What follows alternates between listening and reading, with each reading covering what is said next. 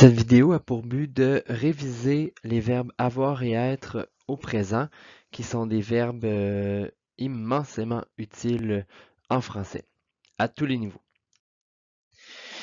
Commençons donc par le verbe être. Un petit rappel de ce qu'est le verbe être.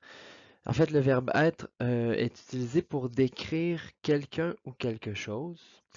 En fait, pour donner des caractéristiques, des qualités. En espagnol, on le traduit par ser et estar. Donc, en français, il n'y a seulement qu'un seul verbe être, contrairement à l'espagnol. Et en anglais, il se traduit par le verbe to be. Donc, par exemple, on peut être fatigué, donc c'est ma caractéristique aujourd'hui. Être canadien, également la caractéristique d'une personne. Ou être soudeur, qui est la profession. Continuons avec la conjugaison du verbe être. Notez dans le tableau qu'il y a la colonne des sujets, donc qui est le verbe être conjugué, et la dernière colonne est la prononciation. Donc, on n'écrit pas cette colonne-là. En fait, c'est simplement pour avoir une idée de la prononciation, comment on le dit. Donc, quand le sujet, c'est moi, je suis. Je suis. Quand le sujet est tu es. Tu es. Il est. Elle est. On est. On est. On qui veut dire, en fait, qui est utilisé à l'oral et qui veut dire le nous. Donc, au lieu de dire nous à l'oral, on utilise le pronom on. Maintenant, les personnes, les sujets pluriels. Donc, nous sommes. Nous sommes. Vous êtes. Notez la liaison importante ici. Z. Vous êtes. Ils sont. Elles sont.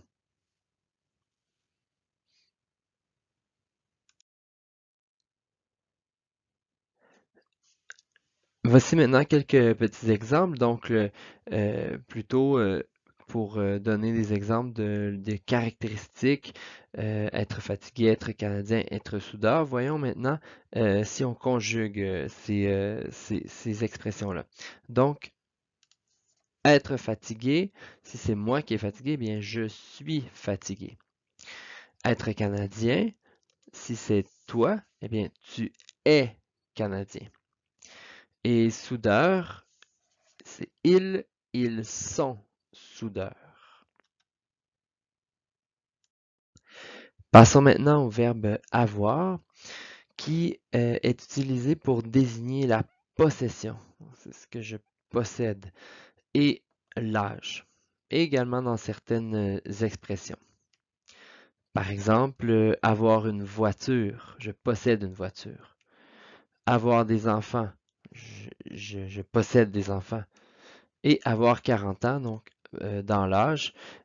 D'autres expressions possibles avec avoir faim, avoir soif, etc. En espagnol, on peut traduire le verbe avoir par le verbe tener et en anglais par le verbe to have. La conjugaison du verbe avoir maintenant, même tableau que pour le verbe être, donc le sujet et le verbe avoir tel que nous l'écrivons. La dernière colonne concerne la prononciation. Comment on le prononce? Donc, pour la première personne, moi, j'ai. Ici, très important, alors c'est une erreur qui est fréquente, là. Le AI se prononce et. J'ai. J'ai 36 ans. Deuxième personne du singulier, tu as. Tu as. Notez qu'au Québec, on prononce le tu, et en France, on prononce plutôt tu. Alors, c'est libre à vous de le prononcer à la québécoise tu as ou à la française tu as. Maintenant, si je parle de Alfredo, je dis il a. Si je parle de Maria, elle a. Et si je parle de nous, à l'oral, on a. Maintenant, les sujets pluriels, nous avons. Notez ici la liaison z, très importante. Sinon, la signification à l'oral va changer. Nous avons. Vous avez. Alors que je parle à un groupe, vous avez un cours, ou que je parle à une personne seulement, mais dans un contexte formel, vous avez des enfants. Et ici, encore une fois, la liaison z, très importante.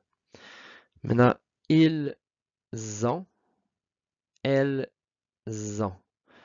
Ici, très très important de prononcer de faire la liaison z, comme une abeille z, parce que si on prononce ils sont, eh bien, on vient de prononcer le verbe être. Ils sont mexicains, mais ils ont des enfants. Elles sont fatiguées, mais elles ont un travail.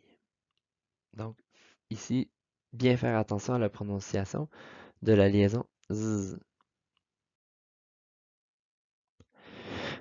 Voici maintenant quelques exemples avec le verbe avoir. Donc, tantôt, on avait parlé de avoir une voiture. Eh bien, si c'est moi qui possède la voiture, je vais dire j'ai une voiture. Avoir des enfants, si c'est moi et ma femme, eh bien, nous avons des enfants dans un contexte formel ou à l'écrit. Évidemment, à l'oral, nous allons plutôt utiliser on a des enfants.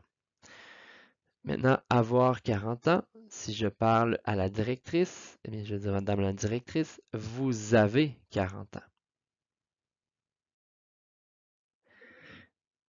Dernier point, très important aussi de maîtriser la négation. Donc, si on veut dire le contraire d'une phrase à l'affirmative.